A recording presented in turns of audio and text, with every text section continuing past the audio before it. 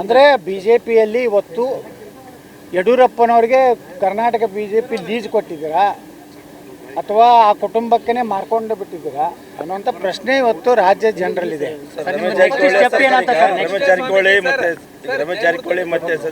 ರಮೇಶ್ ಜಾರಕಿಹೊಳಿ ಕುಮಾರ್ ಬಂಗಾರಪ್ಪ ನಿಮ್ಮ ಜೊತೆಗಿದ್ರು, ಈಗ ನಿಮ್ಮ ಜೊತೆಗೆ ಬರ್ತಾರ ಏನು ಸರ್? ಏನು ಅವ್ರದ್ದು ನಡೆ? ಈಗ ಮೊನ್ನೆನೇ ಎಲ್ಲ ಕೂಡಿವಿ, ಮತ್ತೇನು ಹಗಲೆಲ್ಲ ಯಾಕೆ ಕೇಳ್ತೀರಿ? ವಿಜೇಂದ್ರ ನಾವು ನೀವು ನೋಡ್ರಿ ಮಾಧ್ಯಮದವರು, ನೀವು ಎಕ್ದಮ್ ಪಾರದರ್ಶಕರ್ರಿ. ನೀವು ವಿಜೇಂದ್ರ ಅಲ್ಲಿದೇನು ವಾಟ್ಸಪ್ನಾಗ ಕಳಿಸ್ತಾನೆ ಆ ಪ್ರಶ್ನೆ ಕೇಳಿ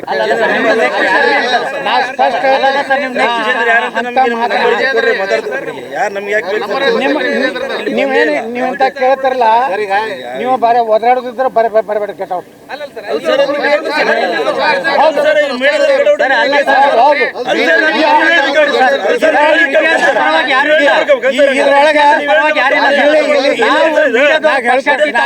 ಹೇಳ್ತಾನೆ ಕೇಳ್ರಿ,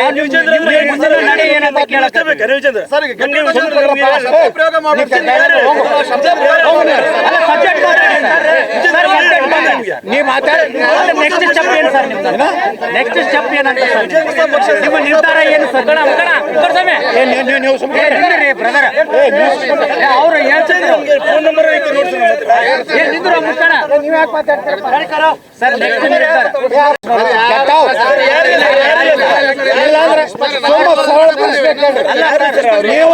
ನೀವು ನಾಟಕ ಮಾಡ್ಬೇಡಿ. ನೀವು ಯಾರೇ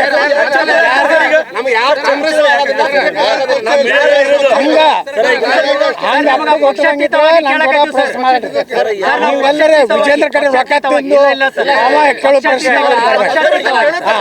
ಪಕ್ಷಾತೀತವಾಗಿದ್ರೆ ಯತ್ನ ಪ್ರಶ್ನೆ ನಿರ್ಧಾರ ಏನು ಸರ್ ನೆಕ್ಸ್ಟ್ ಅಂತ ನಾನು ಕರ್ನಾಟಕದ ಎಲ್ಲಾ ಮಾಧ್ಯಮಗಳಿಗೆ ಹೇಳ್ತೀನಿ, ನೀವು ಪಾರದರ್ಶಕ ಇದ್ರೆ ನಾನು ಪ್ರೆಸ್ ಮೀಟಿಗೆ ಬರ್ರಿ. ನೀವು ಯಡಿಯೂರಪ್ಪ ವಿಜೇಂದ್ರನೇ ಯಡಿಯೂರಾಗಿದ್ದು ಏನು ಅವ್ರ ಎಂಜಲ ಕಾಸಿನಲ್ಲಿದ್ದವ್ರು ನಾನು ಪ್ರೆಸ್ ಮೀಟಿಗೆ ಬರಬೇಡ. ಅಲ್ಲ ಸರ್, ನಿಮ್ ನೆಕ್ಸ್ಟ್ ನಿರ್ಧಾರ ಏನ್ ಸರ್? ಎಲ್ಲರೂ ಪಾರದರ್ಶಕವಾಗಿದ್ದೀವಿ ಸರ್, ಪ್ರಶ್ನೆ ಮಾಡ್ತಾರೆ. ನಾನು ಗುರ್ತೈತಿ ಯಾವ ಚಾನೆಲ್ಗಳು ಏನ್ ಆಟ ಆಡ್ತಾವ ಅನ್ನೋದು ನಾನು ಗುರ್ತೈತಿ. ನಿರ್ಧಾರ ಎಷ್ಟು ನಮ್ಮ ಬಗ್ಗೆ ಹಗುರವಾಗಿ ಮಾತಾಡ್ತಾರೋ ಗುರ್ತೈತಿ. ಇವ್ರು ಏನು ತಿಳ್ಕೊಂಡ್ರೆ ಕೆಲವೊಂದು ಚಾನೆಲ್ದವರು ಇವ್ರ ಮ್ಯಾಗೇನೆ ರಾಜ್ಯದ ಜನರ ಭಾವನೆ ಆಗ್ತದೆ ತಿಳ್ಕೊಂಡು, ಅದು ಮೂರ್ಖತನ. ನೀವು ಎಷ್ಟೋ ಸರ್ವೆ ಮಾಡಿರಿ, ಎಲ್ಲ ಫೇಲ್ ಆಗ್ಯಾವು. ನೀವು ಇವತ್ತು ಹೇಳ್ತೀರಿ ಯಾವ ರಾಜಕೀಯ ಪಕ್ಷ ಬಿಡ್ರಿಪ್ಪ, ಯತ್ನಾಳ್ ಬಿಟ್ಟು ಬಿಡ್ರಿ, ನೀವು ಬಿಟ್ಟು ಬಿಡ್ರಿ. ನಾ ಸಾಮಾಜಿಕ ಜಾಲತಾಣದ ಮೂಲಕ ಜನರ ಅಭಿಪ್ರಾಯ ತೊಗೋತೀನಿ. ಅಲ್ಲಿ ನಮ್ಮ ಯುವಕರು ಹಿಂದೂಗಳು ಇವತ್ತು ಬಿ ಜೆ ಪಿ ಏನಾಗಿದೆ ಅಂದರೆ ಹಿಂದೂಗಳ ಪರವಾಗಿಲ್ಲ, ಎಲ್ಲ ಅಡ್ಜಸ್ಟ್ಮೆಂಟು ಕಾಂಗ್ರೆಸ್ ಜೊತೆಗೆ.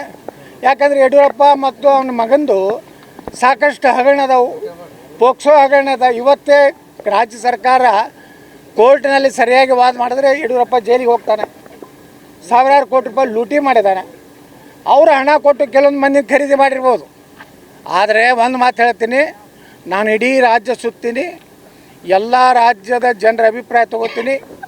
ಈ ರಾಜ್ಯದಲ್ಲಿ ಹಿಂದೂ ಪರವಾಗಿ ಈ ರಾಜ್ಯದ ಮುಂದಿನ ಭವಿಷ್ಯ, ನೀರಾವರಿ ಯೋಜನೆಗಳಾಗ್ತಾ ಇಲ್ಲ. ಬರೀ ಗ್ಯಾರಂಟಿ ಕೊಟ್ಟರೆ ಗ್ಯಾರಂಟಿದಿಂದ ಜನರಿಗೆ ಕೊನೆಯವರೆಗೆ ಬರೋದಲ್ಲ.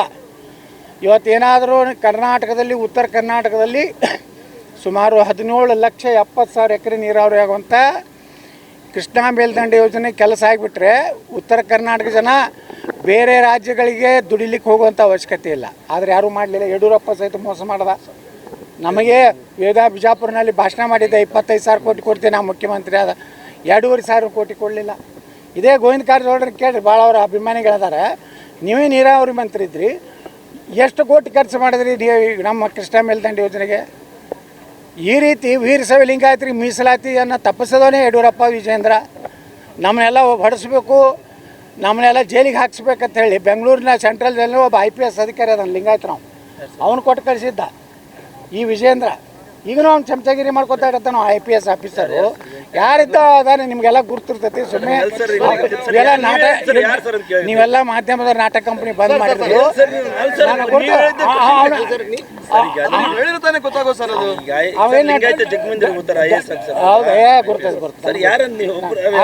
ಡ್ರಗ್ ಹಿಡಿತೀನಿ ಅಂತೇಳಿ ಅಡ್ಡಾಡೋದಲ್ಲ. ಸಿನಿಮಾ ಹೀರೋಗಳು ಮಾಡಿ ಅದಕ್ಕೆ ಡ್ರಗ್ ಮಾಫಿಯಾ ಹಿಡಿಲಕ್ಕಲ್ಲ. ಅವ್ರ ಮನೆಗೆ ಹೋಗಿ ಹೀರೋಯಿನ್ ಕೈಯಿಂದ ಮೊದಲು ಫೋನ್ ಕಸ್ಕೊಂಡು ವಿಜೇಂದ್ರನ್ನೆಲ್ಲ ಡಿಲೀಟ್ ಮಾಡ್ತಿದ್ದ. ವಿಜೇಂದ್ರ ಎಲ್ಲ ಹಲ್ಕ ಕೆಲಸ ಮಾಡ್ತಾನೆ. ಅವನು ಡಿಲೀಟ್ ಮಾಡೋ ಅಧಿಕಾರಿಗಳು ಅದಾರ. ಪಾಪ ಒಬ್ಬ ವಾಲ್ಮೀಕಿ ಜನಾಂಗದ ರಮೇಶ್ ಜಾರಕಿಹೊಳಿ ಅವ್ರನ್ನ ಬಲಿಪಶು ಮಾಡೋದು ಅದು ವಿಜೇಂದ್ರನ ಕೈ ಇದೆ. ಯಾಕೆ ಕೈ ಇದೆ ಅಂದರೆ ಏನಮ್ಮ ರಮೇಶ್ ಜಾರಕಿಹೊಳಿ ನೀರಾವರಿ ಮಂತ್ರಿ ಆದ್ರಲ್ಲ, ಅದು ದುಡ್ಡು ಹೊಡಿಲಕ್ಕ ವಿಜೇಂದ್ರಗೆ ಸಾಧ್ಯ ಆಗಲಿಲ್ಲ. ಅವನು ಕಾಂಗ್ರೆಸ್ ಮಹಾನಾಯಕ ಅಂತಾರಲ್ಲ ಸರ್, ಮತ್ತೆ ಕಾಂಗ್ರೆಸ್ ಮಹಾನಾಯಕ, BJP ಮಹಾಕಳ್ಳ, ಇಬ್ರು ಕೂಡ ನೋಡಿ. ನಾವು ಬರೀ ಚೆನ್ನಮ್ಮ ರಾಯಣ್ಣ ಬ್ರಿಗೇಡ್ ಸಲ ಕೆಲಸ ಮಾಡೋದಲ್ಲ, ಇಡೀ ಹಿಂದೂ ಸಮಾಜ ಸಲ ಕೆಲಸ ಮಾಡ್ತೀವಿ. ಅದ್ರಾಗ ಚೆನ್ನಮ್ಮನೂ ಬರ್ತಾರೆ, ರಾಯಣ್ಣನೂ ಬರ್ತಾನೆ, ವಾಲ್ಮೀಕಿನೂ ಬರ್ತಾರೆ, ಬಾಬಾ ಸಾಹೇಬ್ ಅಂಬೇಡ್ಕರ್ ಬರ್ತಾರೆ. ನಾವು ಎಲ್ಲರೂ ಯಾವ ಪತ್ರಿಕೆ ಬಂದ ವಿಶ್ವಾಣ ಇಂಥ ಪೇಪರ್ನವ್ರು ಹಿಂಗೆ ಮಾತಾಡೋದ ಅಲ್ಲ, ಏನೇನು ಸ್ವಲ್ಪ ಬೇಕಲ್ಲ ಅದಕ್ಕೆ ಹೆಂಗ ಕೇಳ್ಬೇಕು ಅನ್ನೋದು. ಏನು ಅಂಜಿಸ್ತೀವಿ ಏನು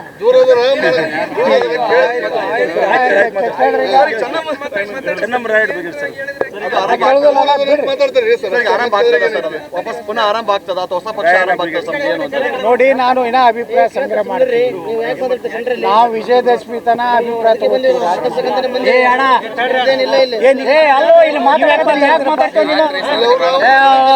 ಸುಮ್ಮನೆ ಬಿಟ್ಬಿಡ ಮಕ್ಕಳ ಓಲಾ ಕಡೆ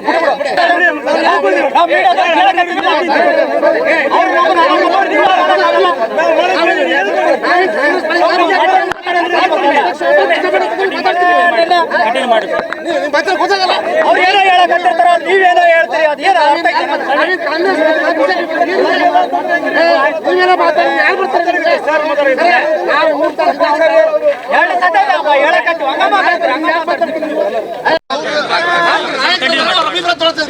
ಅಭಿಪ್ರಾಯ ತಗೊಂಡ್ರೆ